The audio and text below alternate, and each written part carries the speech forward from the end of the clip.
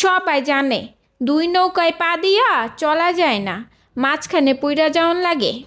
এর লাগেই তো দেখেন না আমাগো সুপারস্টার দুইটা নৌকায় ছাইরা দিছে। আহারে, দুইটা নৌকায় কত সুন্দর। আমাগো সুপারস্টারের কোনো দোষ নাই, দুইটা নৌকারই তার পছন্দ হয়। কিন্তু কি করব, একলগে তো আর দুইটা নৌকায় পা রাখন যায় না। এর লাগেই তো দুইজনে কষ্ট পাইব মনে কইরা দুইটারে ছাইরা দিছে। কিন্তু যখন একলা একলা একটা নৌকা আহে তারে একটু নিতে, তখন মাঝে মাঝে একটু চড়ে, এই আর কি।